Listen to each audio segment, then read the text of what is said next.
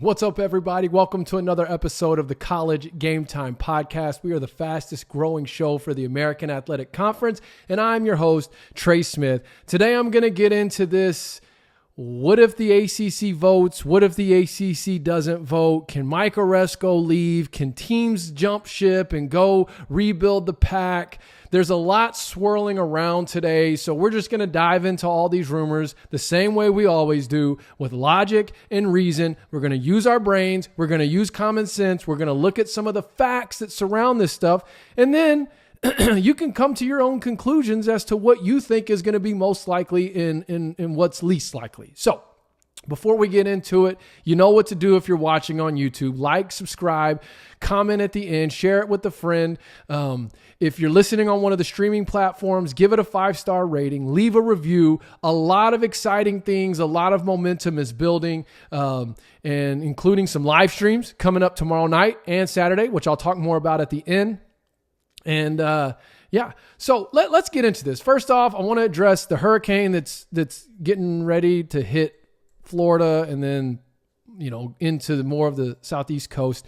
Stay safe. I know we've got some USF fans that listen and watch, and I know this is kind of headed in your territory. I've actually got a very close friend of mine, actually a contributor on this channel in its early days, who lives just south of it all. In fact, he got hit by the hurricane last fall, and just through him, I got to see just how detrimental and devastating those things can be as far as that rebuilding process. So I hope everyone's staying safe. I hope everybody is in a place where, you can be protected, covered.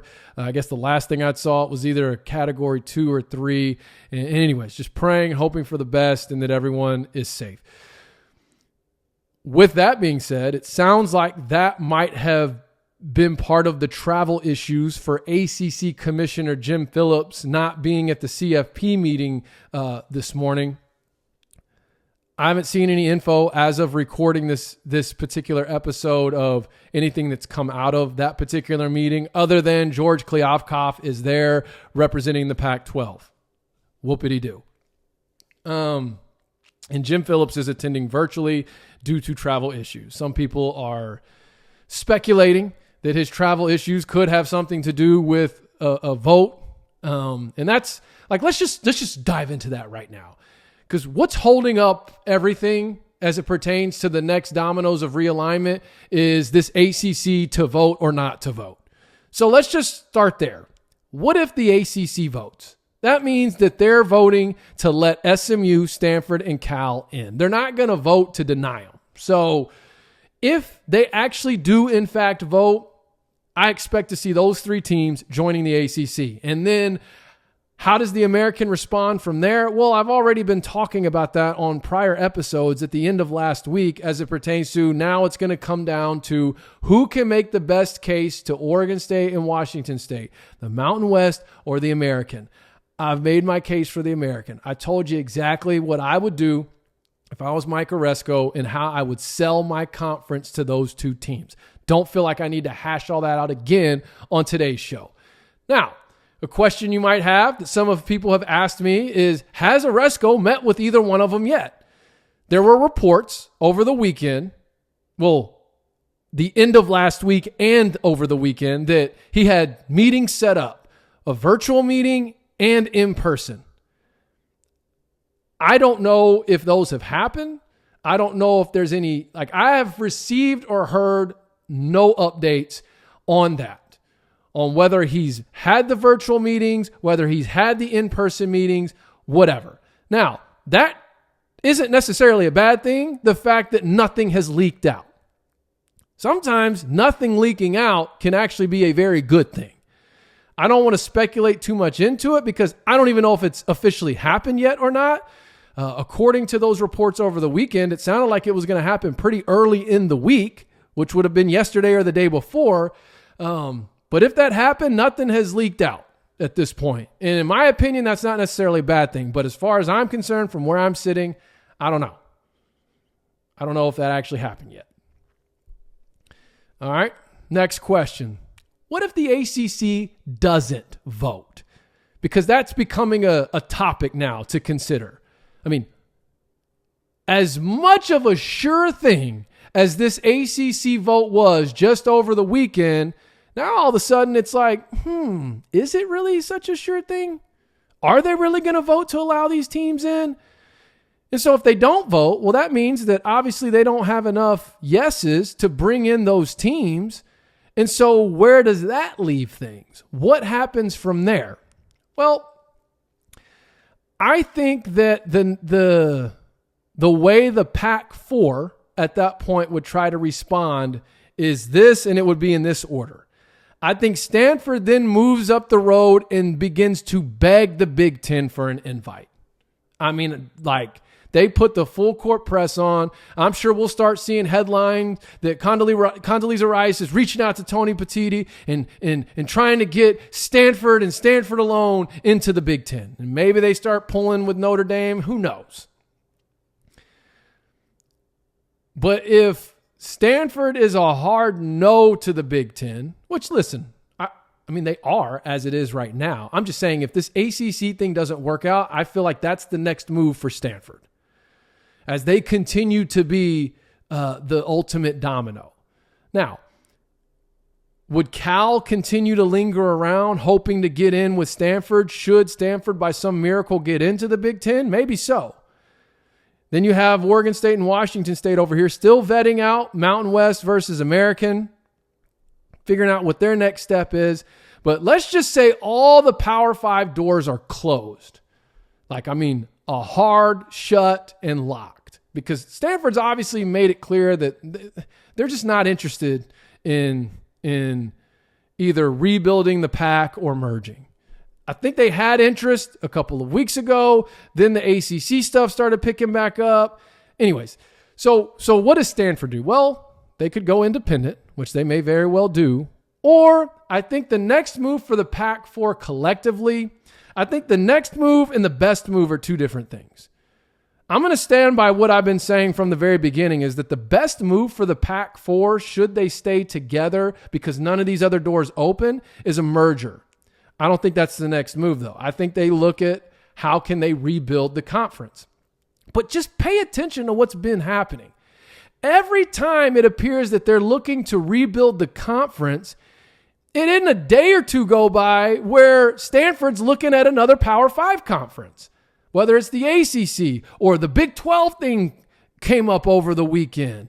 I still think the Big 10 is going to be a Hail Mary if there haven't already been conversations to this point. Like, it seems like every time we see, the Pac-4 is going to try and rebuild itself by poaching from the American and poaching from the Mountain West and backfilling, where we end up is in the same spot as Stanford's looking elsewhere.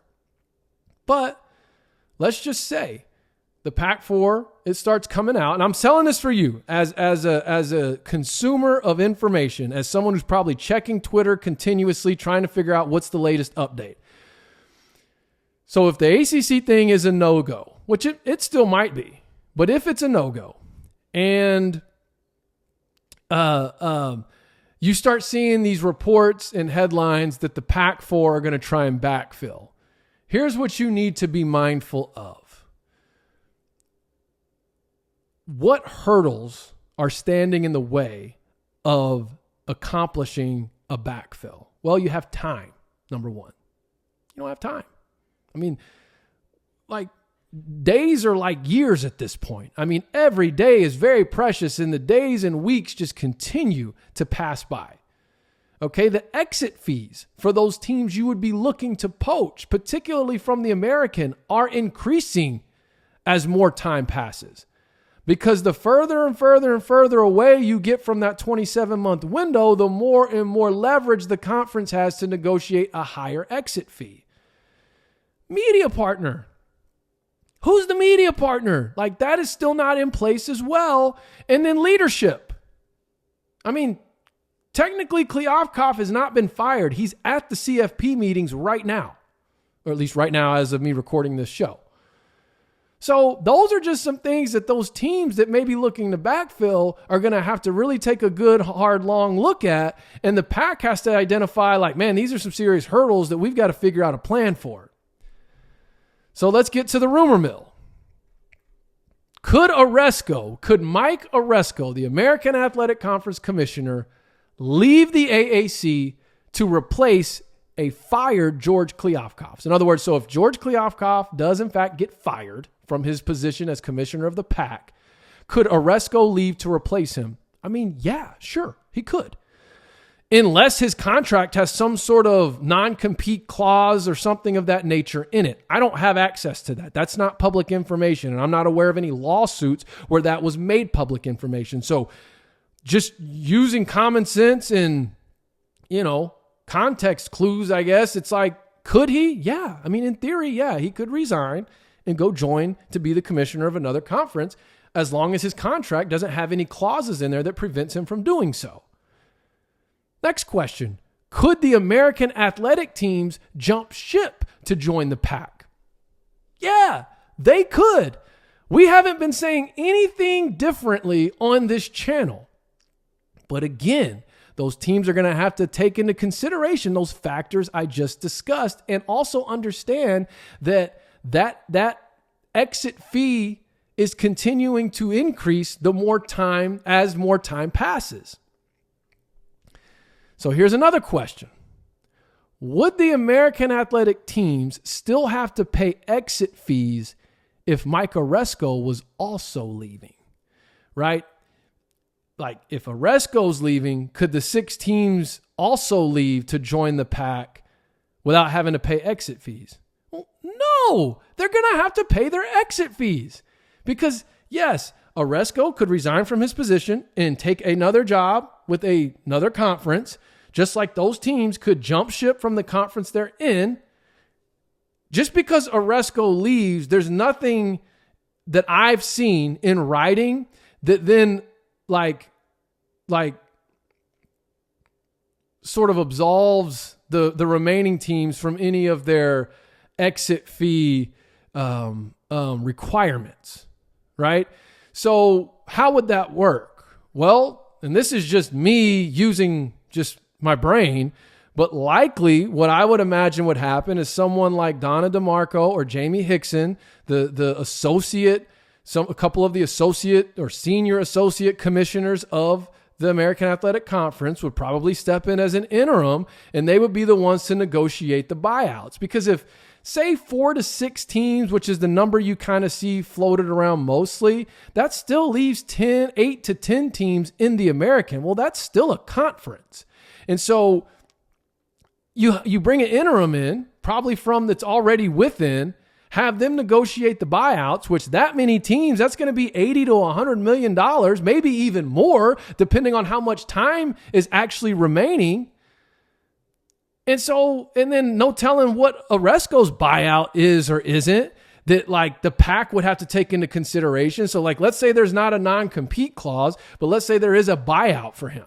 And so in order for him to leave his position as commissioner of the American to join the PAC, they would have to pay a buyout for that. I mean, I'm just saying, like, these are just some of the factors you just got to take into consideration. Just like, a head coach of a college can leave to go be a head coach of another college, but depending on their contract, there's usually a buyout.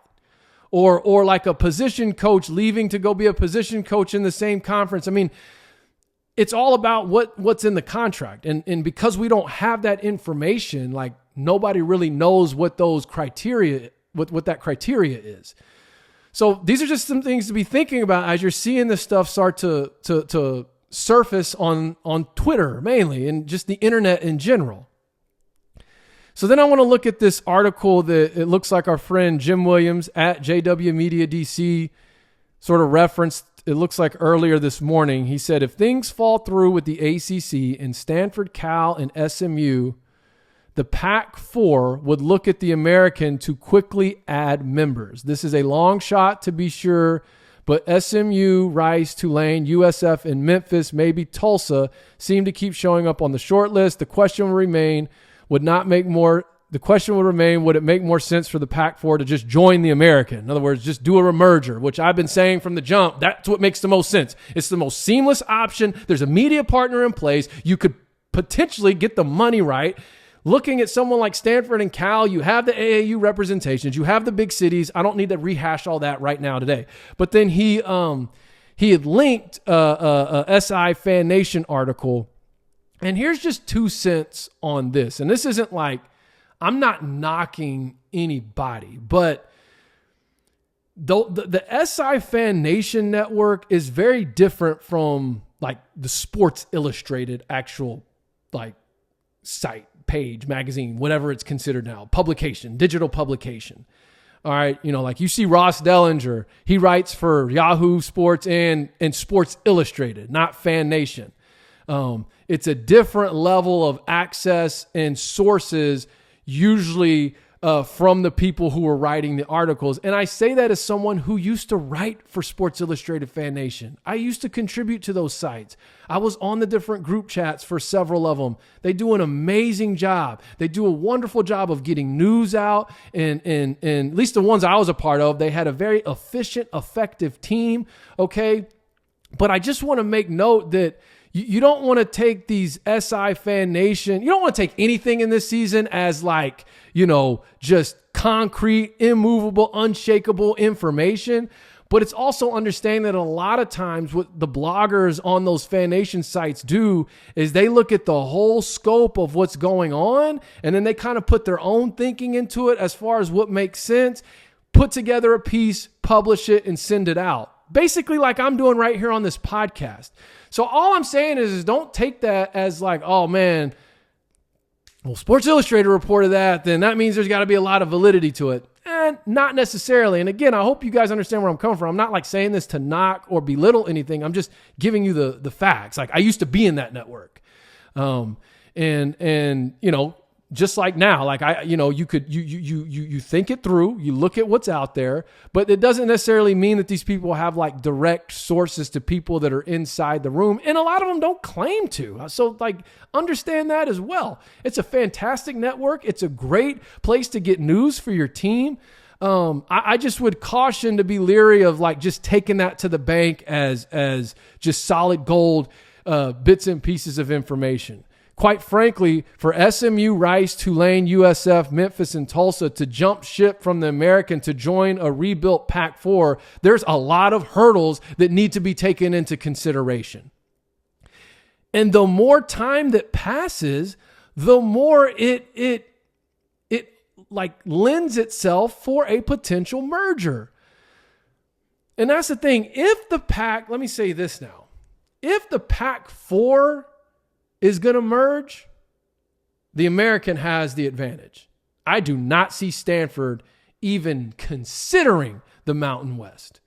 I see Stanford at least considering the American. Several weeks ago, I got what I believe to be very credible information. Jim Williams, very credible information that there was at least mutual interest there. Now, what does that mean though, right? Just because you're interested in someone doesn't mean like if you're dating someone that you're interested in, doesn't mean you're going to marry them. Doesn't mean like that interest is heavy. It's interest.